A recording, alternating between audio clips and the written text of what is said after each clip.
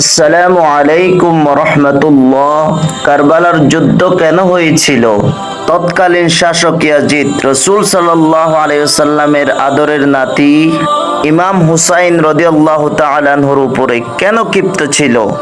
কেন তাকে হত্যার জন্য 22,000 বাহিনী পাঠিয়েছিল? আর কিভাবে শের খুদা আলীর সন্তান ইমাম হুসাইন রাদিয়াল্লাহু তাআলা আনহু একাই 22,000 সেনা দলের বিরুদ্ধে লড়াই করেছিল এবং হাজার হাজার সেনাকে নিহত করেছিলেন?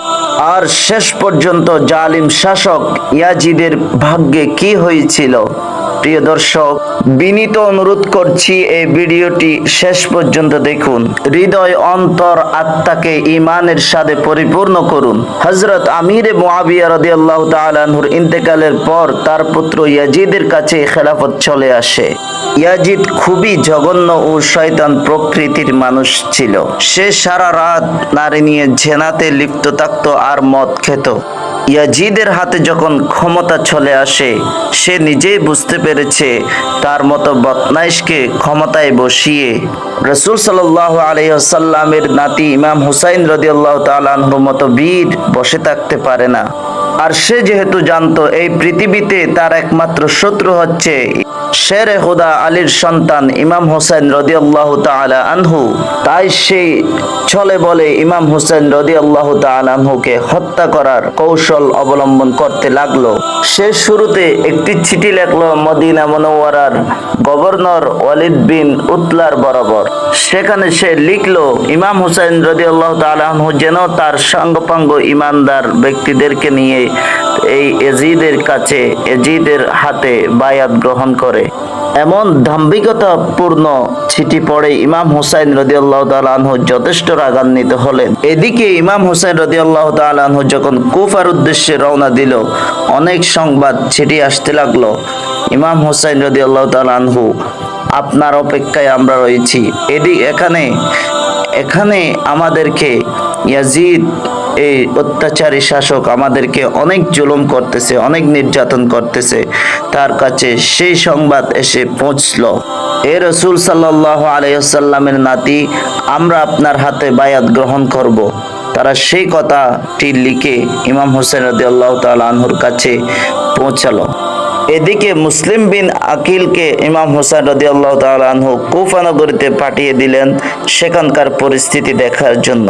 তিনি সেখানে যাওয়ার সাথে সাথে 18,000 মানুষ তার হাতে বায়াত গ্রহণ করলো এবং তারা বলল, আমরা ইমাম হুসাইনের সাথে আছি, ইয়াজিদকে চিনি না।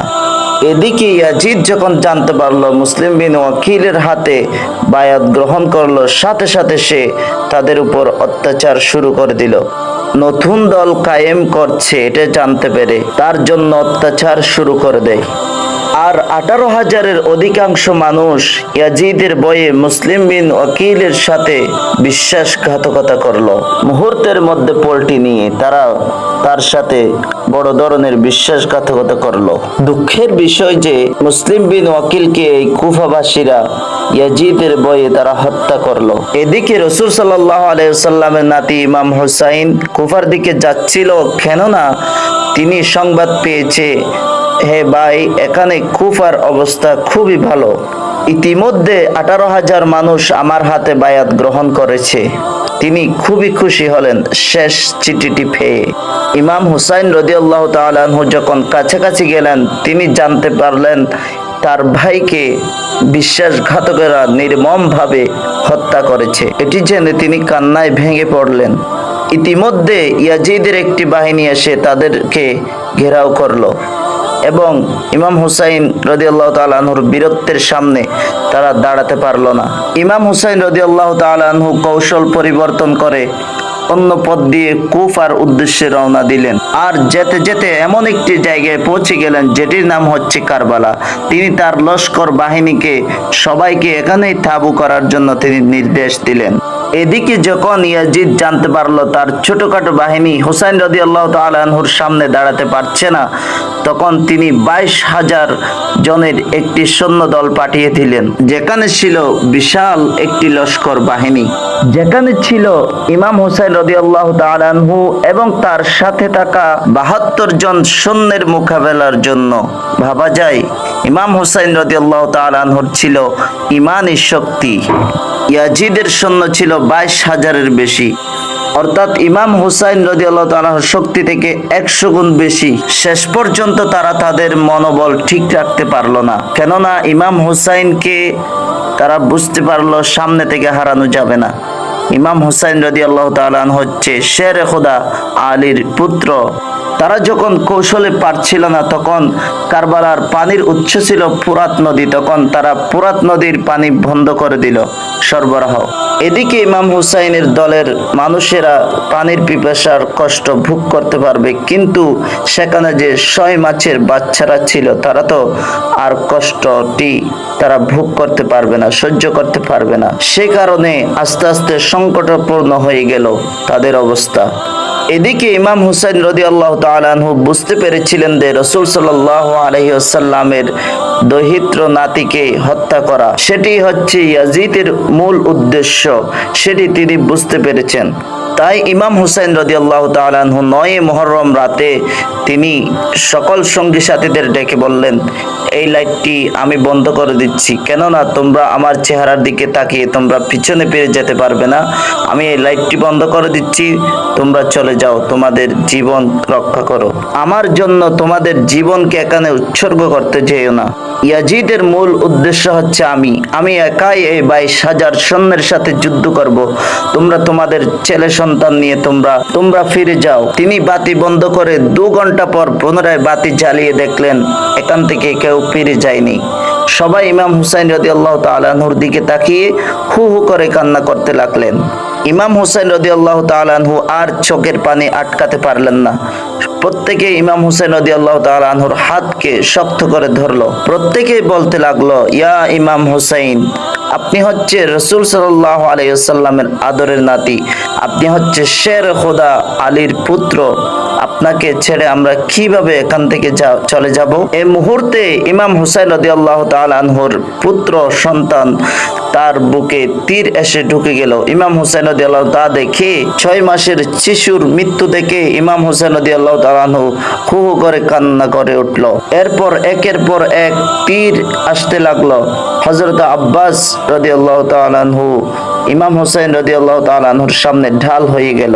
এক মুহূর্তে তীর এসে হযরত আব্বাস রাদিয়াল্লাহু তাআলা আনহুর পিঠ ঝাঁঝরা করে দিল।